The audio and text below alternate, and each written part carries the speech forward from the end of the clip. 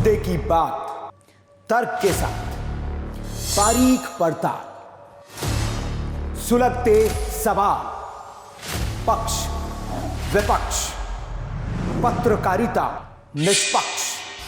सबसे बड़ा सवाल देश का है। सवाल देश का है। सुनील राउत के साथ वीके न्यूज, राष्ट्र के नाम। नमस्कार, आप देख रहे हैं वीके न्यूज। मैं हूं आपके साथ योगेश मिश्रा। बुलेटिन की शुरुआत करते हैं देश दुनिया की तमाम खबरों के साथ। झांसी जिले के बुंदेलखंड विश्वविद्यालय में 28वां दीक्षांत समारोह मनाया गया, जिसमें जिले के उच्च शिक्षा मंत्री रजनी तिवारी ने शिरकत की। इस दौरान विश्वविद्यालय में कार्यक्रम का आयोजन किया गया। इसके साथ ही स्कूली बच्चों को पढ़ाई से संबंधित सामग्री बांटी गई। कार्यक्रम के खत्म होने के बाद पत्रकारों से बात की गई और समाजवादी पार्टी पर जमकर निशाना साधा गया। अब वो क्या कहे क्या करे, उसके पास कहने के लिए कुछ नहीं, करने के लिए कुछ नहीं है, तो वो बहुत निराश है। वो सोचता है कि हम तो जब सत्ता में रहे, शासन में रहे, कुछ कर नहीं पाए और हम लोग कर रहे हैं, तो वो बौखलाहट उसकी दिखाई दे रही है। और हम लोगों ने तो पूरे देश में अच्छी शिक्षा व्यवस्था देने का काम किया, अच्छी स्वास्थ्य सुविधाएं देने का काम किया, विकास करने का काम किया। विपक्ष हताश और निराश है। जिला इन दिनों हो रही हत्याओं से दहला हुआ है। जहां पिछली 3 हत्याओं से जिले में सनसनी फैली हुई थी, वहीं यहां एक और हत्या से जिले में दहशत का माहौल पैदा हो गया। बता दें कि देर रात पति ने अपनी पत्नी की धारदार हथियार से गला रेतकर हत्या कर दी।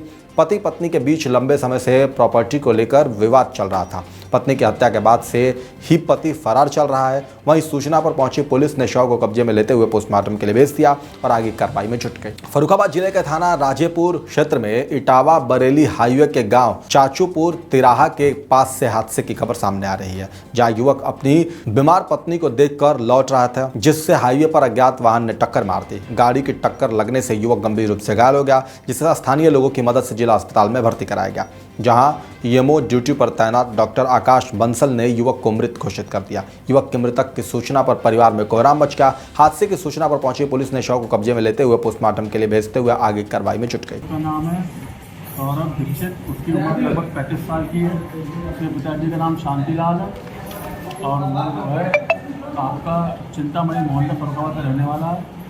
वो जो है मृत अवस्था में यहाँ पर लाया गया है।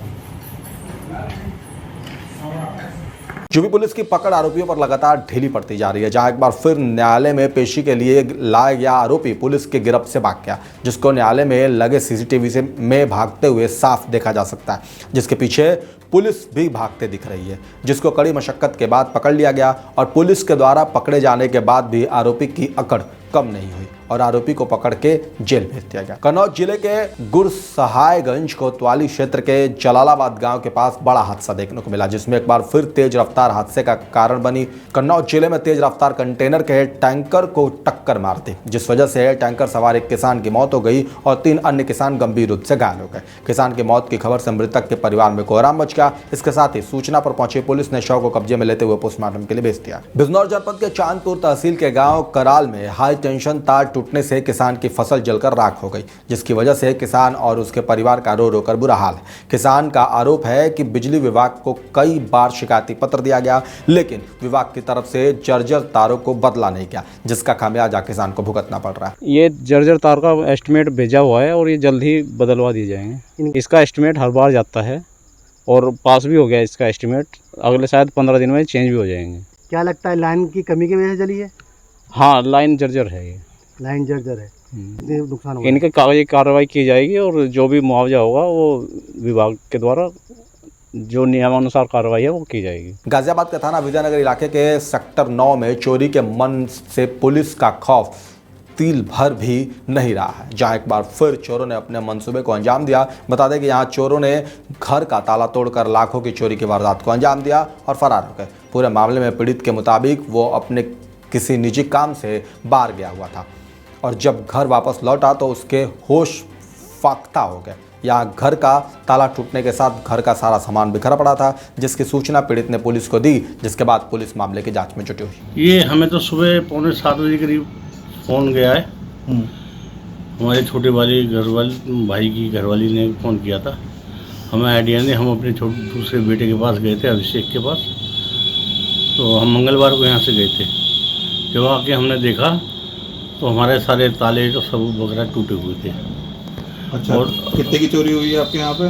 लगभग 25-30 तोले सोना और चांदी के कुछ सिक्के थे 10-12 और बच्चों के गुल्लक वगैरह में जो पैसे रखते हैं करीबन 40-45 हज़ार रुपये करीब वो सब थे। देश में युवाओं की तरफ से स्टंटबाजी की वारदातों में कमी होती नहीं दिख रही है, जिसकी वजह से कई बार आम लोगों को परेशानी का सामना करना पड़ता है। ऐसा ही मामला बिजनौर जिले से सामने आया, जहां जिले के निजी स्कूल के पास कुछ युवकों द्वारा मोटर बाइक से स्टंट किया जा रहा था। इसी बीच स्टंट करते हुए कॉलेज की 2 छात्राएं अचानक आ गईं और युवकों ने उन्हें टक्कर मार दी, जिससे दोनों छात्राएं गंभीर रूप से घायल हो गई, जिन्हें तुरंत जिला अस्पताल में भर्ती कराया गया। सूचना पर पहुंची पुलिस मामले की जांच में जुट गई। समुदाय विशेष की तरफ से देश में लगातार माहौल बिगाड़ने की कोशिश की जा रही है, जिनके चलते अक्सर 2 समुदाय आपस में भिड़ते दिखाई देते हैं। ऐसा ही एक मामला उन्नाव जिले सामने आया है, जहां समुदाय विशेष के एक युवक की तरफ से शहर की हवा में जहर घोलते हुए देखा गया। यहाँ इस सरफिरे युवक ने लाठी के साथ मंदिर में घुसकर वहां मौजूद भक्तों पर हमला कर दिया, जिसके बाद मंदिर में मौजूद कुछ युवकों ने उपद्रवी युवक को पकड़कर पुलिस के हवाले कर दिया। आज दिनांक 29/9/2023 को थाना बांगरमऊ क्षेत्र के अंतर्गत बोधेश्वर मंदिर में एक युवक द्वारा एक व्यक्ति के साथ डंडों से हमला कर दिया गया मंदिर परिसर में। इस संदर्भ में थाना बांगरमऊ में अभियोग पंजीकृत किया गया है और उस व्यक्ति को गिरफ्तार करके विधिक कार्रवाई की गई है। देश में जहां एक तरफ गांधी जयंती के उपलक्ष्य में पीएम मोदी की तरफ से स्वच्छता अभियान की शुरुआत की गई, वहीं दूसरी तरफ शहडोल के नगरपालिका धनपुरी में सफाई कर्मचारी पिछले 6 दिनों से हड़ताल कर बैठे हैं। सफाई कर्मचारियों के इस तरह से हड़ताल पर जाने की वजह से शहर की सफाई व्यवस्था बिल्कुल गड़बड़ा गई और शहर में सफाई न होने से शहर में जगह जगह कूड़े का अंबार लग गया, जिससे संक्रमण फैलने की आशंका जताई जा रही है। अब देखना दिलचस्प होगा कि पिछले 6 दिनों से हड़ताल पर बैठे सफाई कर्मचारियों की 10 सूत्री मांग पर सरकार कब तक ध्यान देगी। यहाँ शहर में कूड़े का अंबार लगना बदस्तूर जारी है।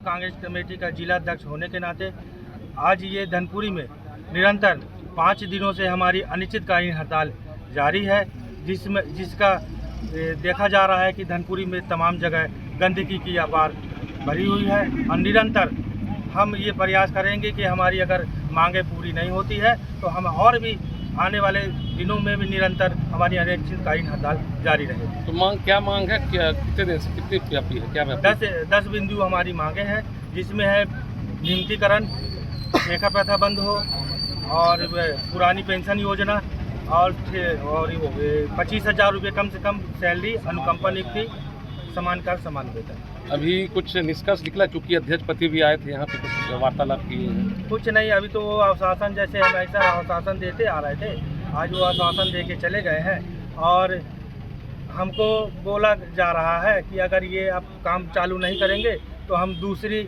वर्करों को भर करके इस धनपुरी में साफ सफाई चालू करेंगे। कौन बोल रहा है ये नगर के गणमान्य नागरिक श्री इंद्रजीत छाबड़ा।